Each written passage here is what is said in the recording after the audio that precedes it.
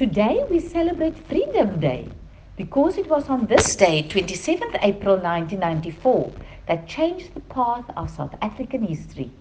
A new democracy, a new constitution, and it marked the day that South Africans got together in a spirit of humanity, peace and reconciliation. Our elections took place in a peaceful and festive atmosphere. Some call it a miracle.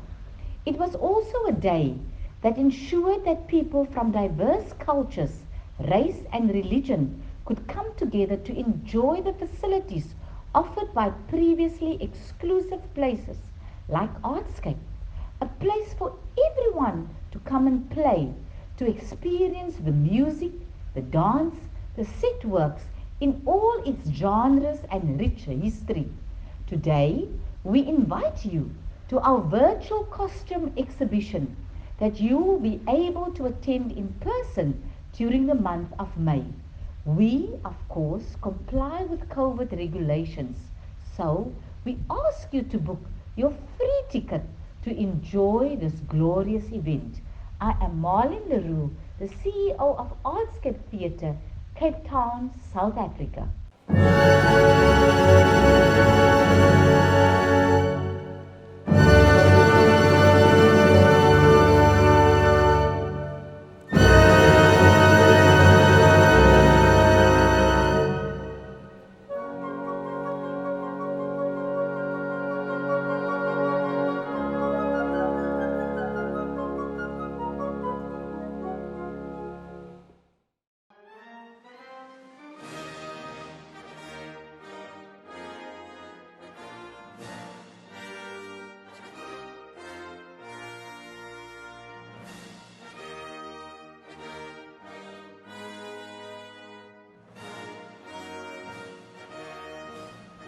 I am Marlene Leroux from Artscape Theatre in Cape Town, South Africa. We are 50 years old in 2021 amidst COVID-19.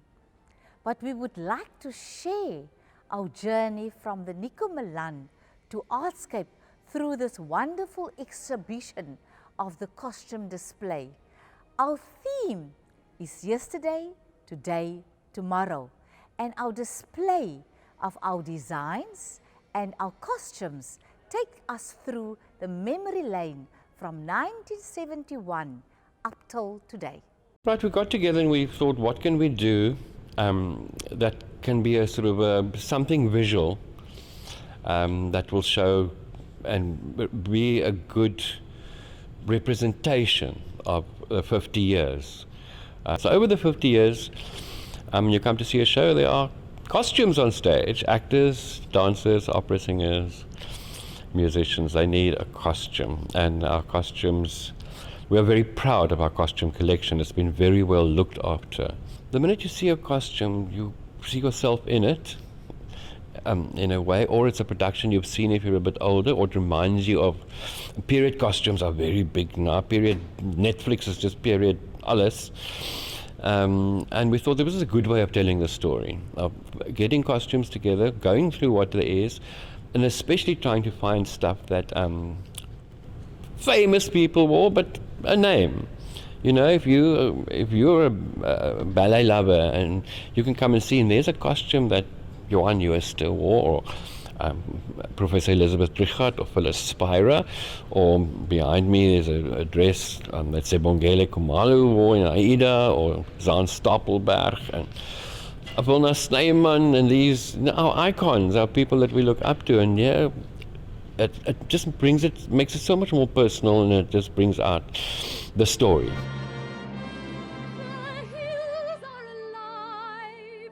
This is from The Sound of Music production we did the first time in here in 1985 in the Cape Up days, worn by Aviva Pelham, who played Maria.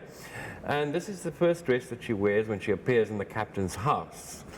And he looks at her and he says, "Hat off," and she takes the hat off, and he says, "Turn around," and she turns around. He says, "It's the dress, it's going to have to go. You'll have to get another one." And she says, "I don't have another one." And he says, when we enter the abbey, all our worldly possessions are given to the poor.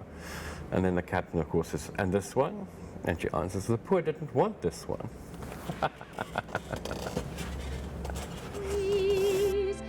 To laugh like a brook when it And this is the bear, one of the swear bears from our production of Champ, written by Louis Fullion, directed by Greg Carvelis.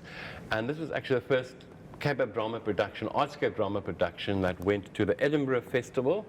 So this little fellow here walked all the streets of Edinburgh in Scotland.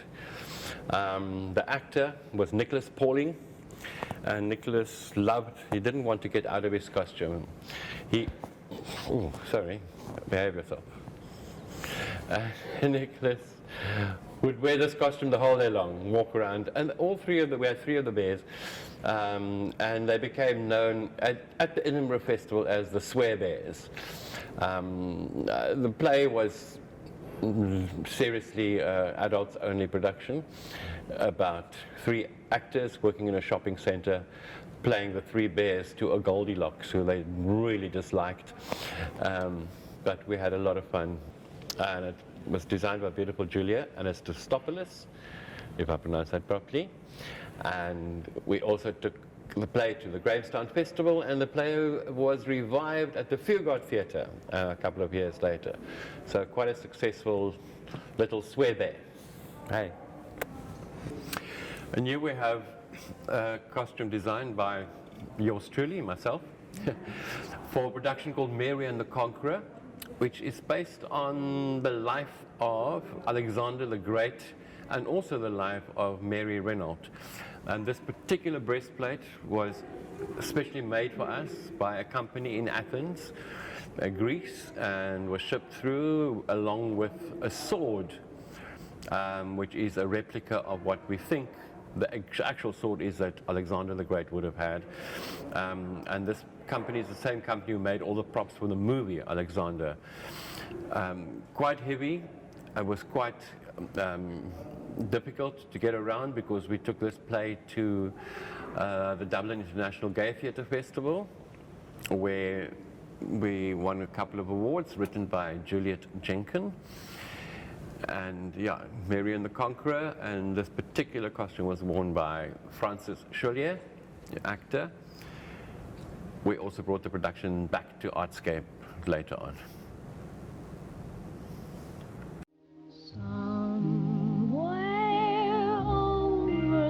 So my role as the administrator in the department is to liaise with clients that come into the building wanting to have costumes made.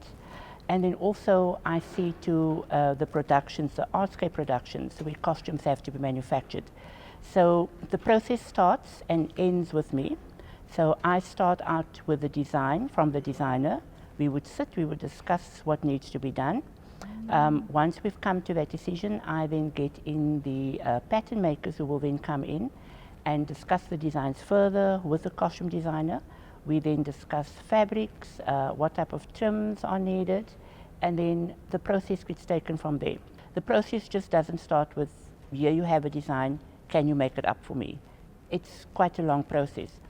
Normally in terms of costume design, we would normally start on average 6 months before the production, depending on the size of the cast and the, how complicated the costumes are. So for example, a period costume would take in the region of between 3 to 6 months to make, depending on the complexity of the costumes. Nowadays, a lot of the shows have become very modernized, so we end up not manufacturing so much. We actually go out and we are able to buy things in the shop, and then we revamp them to sort of sit in with the theme of the show. We also attend the first dress rehearsal. So at the first dress rehearsal, that is where changes would be made, because now we're getting a chance to see these costumes under the lights and see how they react or perform on stage. So that is where we'll sit, and the costumers will be with, and they'll be making notes. The director or the producer of the show will say, no, remove the sleeve, lift the hem, take that out, because then you can actually see what the costumes are going to look like on stage. I can talk about our set works, you know, which is recurring every year. And a lot of the times the director would cast the same people, the same actors that were in the show the previous year.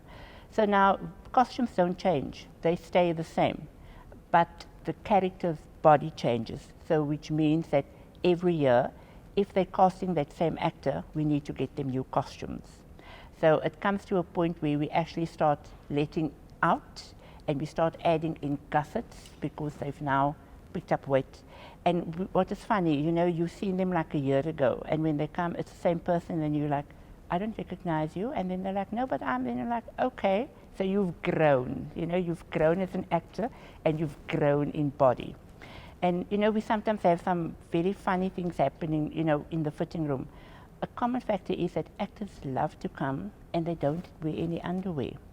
And you know what is strange is a lot of the ladies that work in the wardrobe department, okay, now we've got younger people, but a lot of the older ladies that have retired. So they're coming into the dressing room to do your fitting, and there you're standing starkest. So the most exciting production that I worked in was The Wizard of Oz, which was staged at Artscape in 2017. I designed the costumes for the show, and it was a costume build from scratch. So we didn't pull any costumes from stock.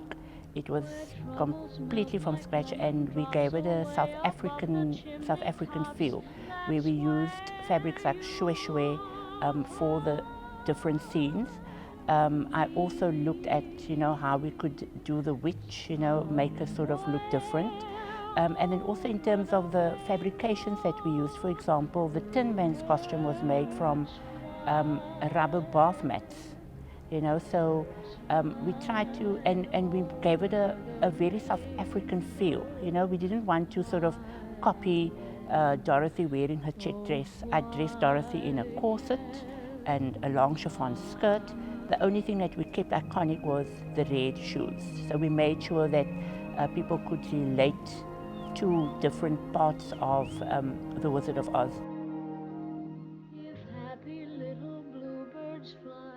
I'm busy with an exhibition, a week exhibition for the 50th anniversary of Artscape. This week date back to about 20, 30 years, and unfortunately I wasn't there at the time. I'm like 10 years, 9 years.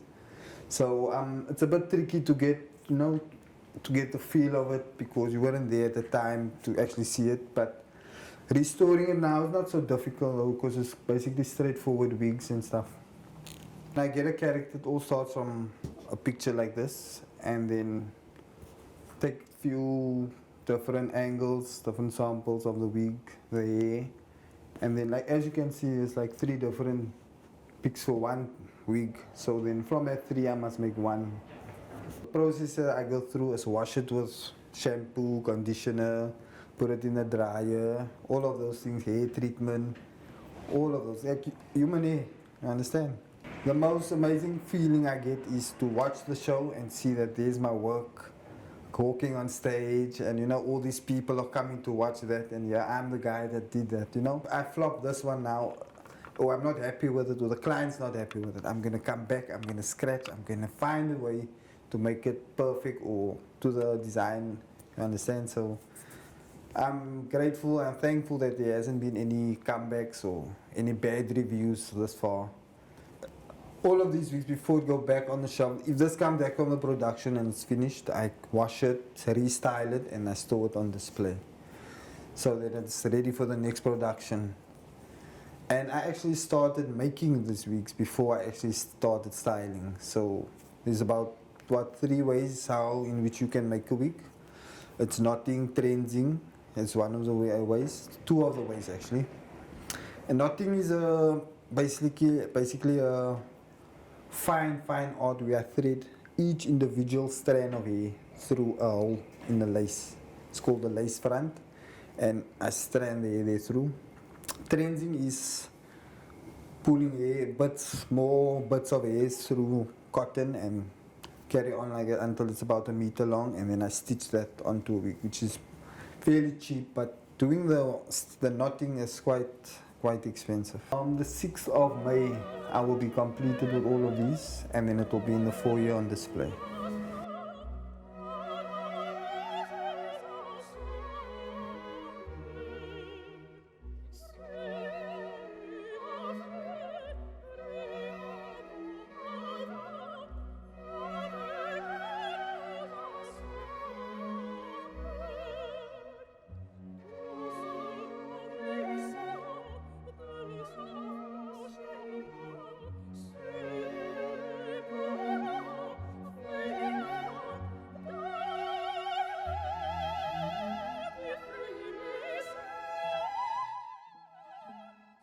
started a long way back in Port Elizabeth, of all places. Bob Selly, they were doing, and one show I remember particularly was Annie Get Your Gun. I think Peter Caslett designed the sets, in fact, and that was one of the first shows I ever went to see as a young child.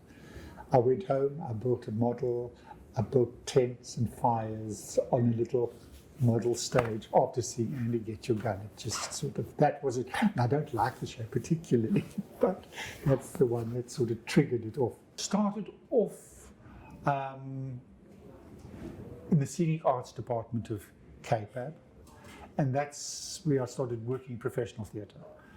Having studied fine art painting, I then moved into looking for work. As what work do you do? I landed in the theatre, and I learned to do scenic art, proper set painting, backcloths, etc.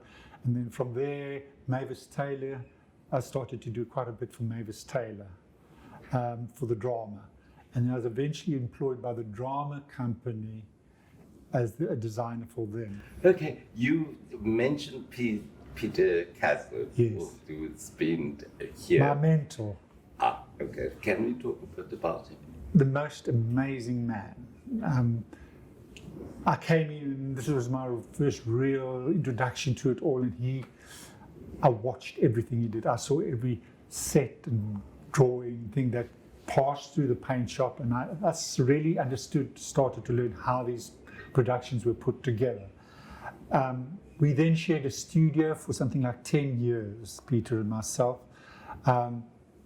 Wonderful to work with. His imagination, he was brilliant. It just came so easy to him. I mean, obviously, you've got to sit down and read the work, try and understand it, and especially with opera, try and get a sense of the musicality of the whole piece, because the piece dictates in some way, I believe, where you should be going. And our job is to enhance and make it clearer for the audience. Add to a production, you're here to make it as accessible to a young audience as possible, especially if you get into maybe the main of the Shakespeare. Go trying to get it to work in the mind of young people. I try not to look at any other production of what I'm doing when I start something. Oh, you're going to start doing this. I don't want to go and look at what's been done before. I might end up with something that people will say, oh, that reminds me of such and such. How, I do not know. What would you say are your personal highlights? A Brett Bailey production of The Unmentionable. On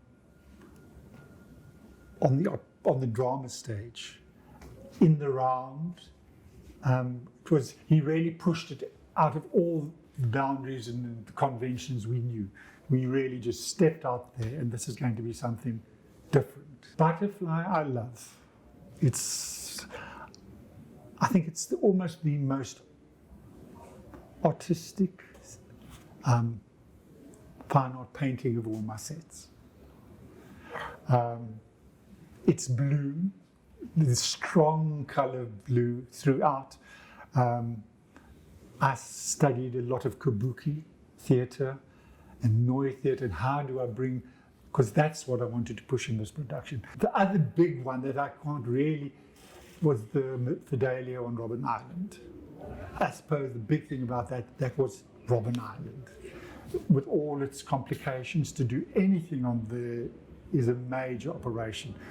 The museums department of culture, it's sacred. You can't put a nail in a wall. You can't, to just get something on the island is a miracle in itself. And that was wonderful to work there and get. It was so big. It was an enormous production. I can't even put numbers to how many soldiers, and we got prison uniforms from the prisons department, and it was just pushing things out, and it was a special time in the country. Yeah, we were doing something on the island Mandela was, and we were using old prison uniforms, which could have been worn by Mandela. And it was very moving, because sometimes we opened up some of these prison uniforms we were given, and they were worn by prisoners. And inside them they had sewn tea towels and to keep warm. That makes one. You realize how real it is. Yeah. Those are things you can't forget and wash over. Focusing on Martinez Basson. Another man who taught me. And my first major production, I did cabaret. And Martinez has a way of doing things. He's wonderful to work with as a director. Yeah, it's just, so my favorite in that production, I had Sally Bowles, Anthea Thompson, and we had to come up with her final costume. I don't know how many reels of film and how many books Martinez had bought on from about 1939 up until 1945. We were showing films in the theatre to the whole cast of real footage from the war. And one of the people that sort of jump out of that period is Marlene Dietrich and the Blauwe Engel. And she's in this beautiful blue dress. And we didn't want to just go and copy a blue dress that Marlene Dietrich wore.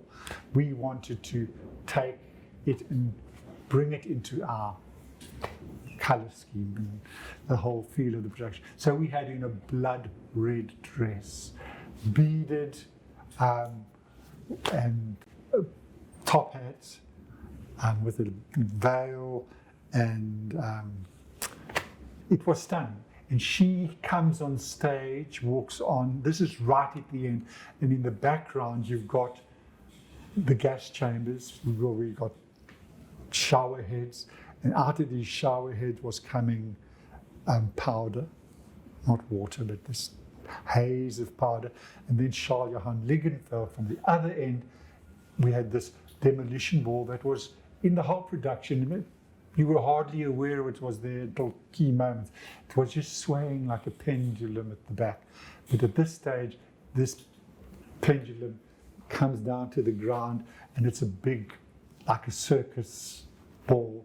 And Charles Johan Liggenfeld in a long black trench coat, SS, takes a bit of makeup that he's got on himself across his mouth. We have the moustache, and he's balancing on this ball, while Anthea in a blood red costume like the Blauwe Engel, the Blue Angel.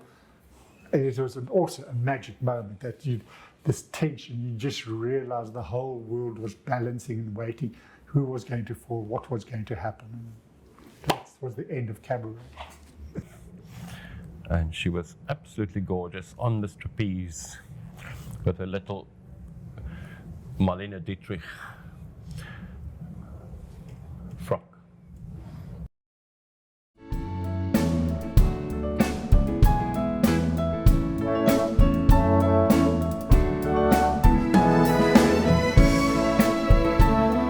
In the storage at the moment, at Greenpoint, we have on average of about 190,000 costumes.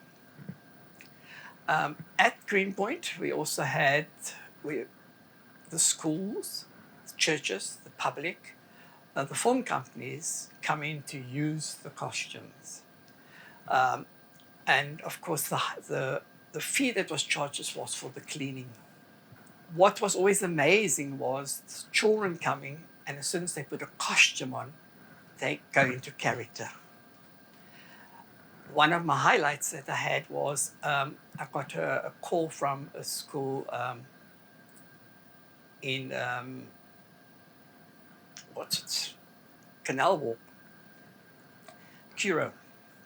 And they said to me, there's a group of children coming to come and see Elizabethan costumes. And straight away in my mind, I thought, high school. I went down to meet them, and it was grade 2s. And I thought, what are they doing? Came upstairs, it was the best day that I ever had. Because the questions, they knew what they were looking for. They wanted to know we still use whale bones in the costumes. I said, unfortunately, we don't use animal rights. We use metal and we use plastic in the costumes. And the one little girl said to me, how did they color things in the Elizabethan time? And before I could answer, the little girl said was from the roots and the berries of the trees. And then she asked if she could put a costume on. And of course, the costume was made for Mimi Kutze. And this is a little girl. Put it on, and then she turned around and she said, oh, it's so beautiful, but it's very flat. And I said, wait, I've got another costume.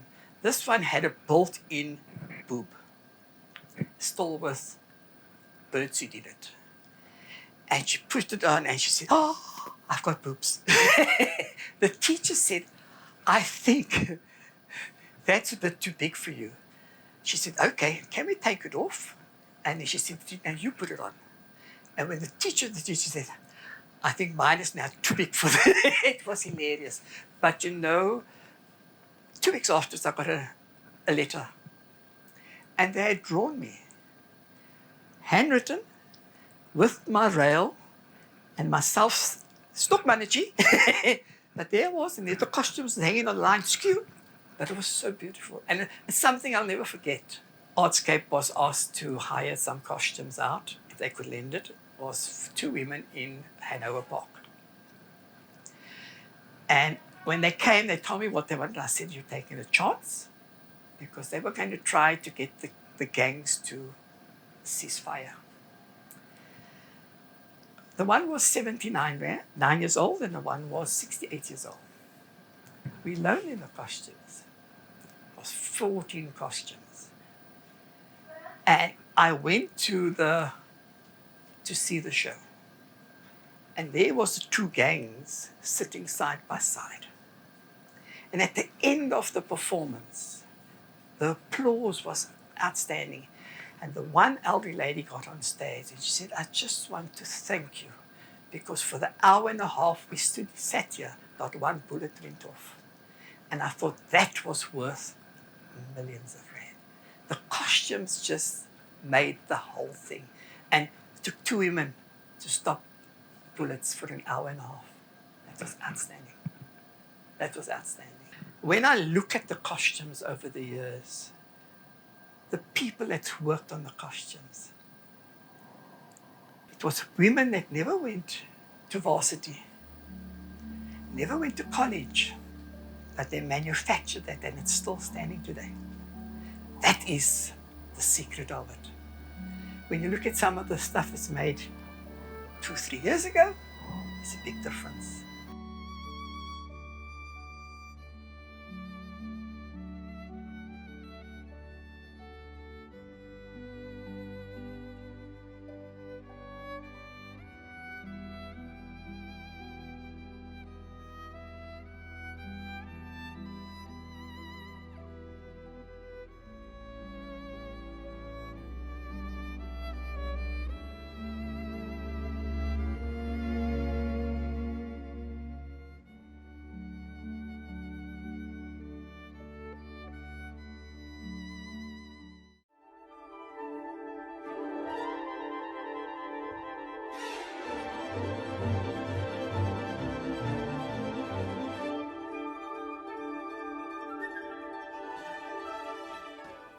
You know, I have been very fortunate and lucky in my life of even being the first black in the world to be a senior principal dancer with the Royal Ballet at the Royal Opera House, Covent Garden.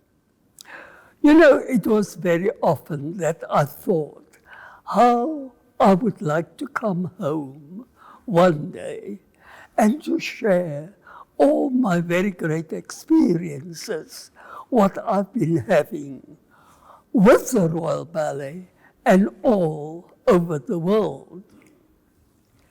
Coming back to South Africa, you know, I felt greatly honored to be asked to come and perform and to be the first black in South Africa also to crash the race barrier. You know, it's not an easy role to portray because I happen to take the role as a puppet. How do one dance or perform as a puppet is very difficult. And I have seen Nureyev, who produced the dance, the ballet Petrushka, for the Royal Opera House, Covent Garden. Oh, I can never tell you how excited I felt. But on top of it, I was extremely nervous, because it was my first performance of Petrushka. And I tell you, at the end, I had a standing ovation for about 7 to 8 minutes long. The people didn't want to leave. The people were cheering and standing and they were shouting and whistling. I can't tell you. It was like everywhere in the world where I was performing, but never did I thought that it would happen here in Cape Town. I felt here I was to open the barriers for all the arts.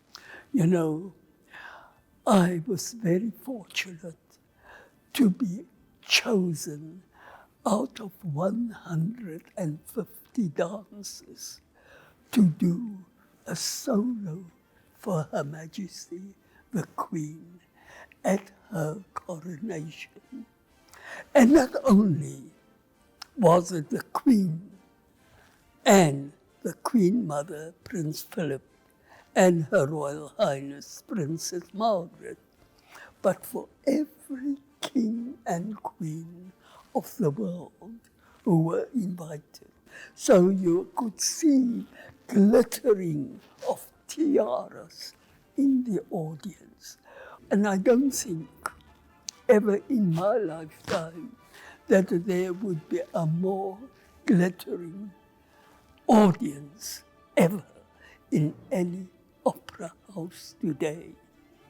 And my goodness me, that for me was the highest of my career and the cherry on top. 50 years old, I can remember, you know, the opera house being built because people told me that this is the foundation they are building. And I thought, how wonderful. It was apartheid years in that period. You know, and I thought to myself, oh my goodness me, this is quite a thing that's going to be built. Wondering, will I ever come to dance at the Nico Malan Opera House? I have been told not so long ago, of 50 years, I couldn't believe it. I hope that it will last for a long, long time, that the doors will be open for everyone of any race, color, or creed.